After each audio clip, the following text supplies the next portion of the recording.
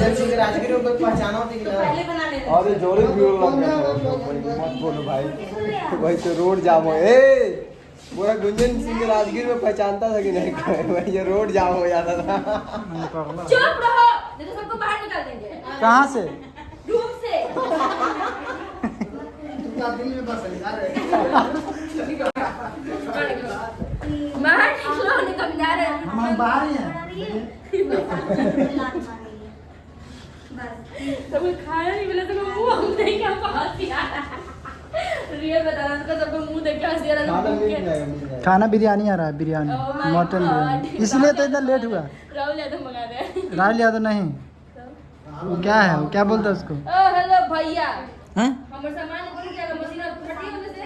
सामान साइड को दिन में वो झोला है क्या है? तो तकिया है झोला है, झोला किधर है? मेरे पास जाइए ना, वीडियो बनाइए ना।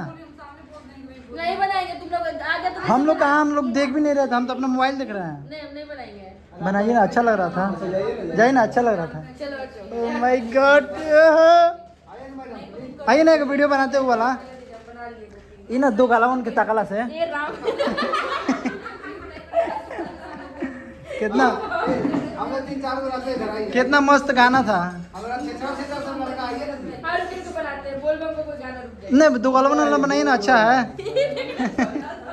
सबसे पहले तो बोल छिटरा लगा सबसे आप लोग करता है खराब है ये, वो फोन गाना तो भी सोचते हैं।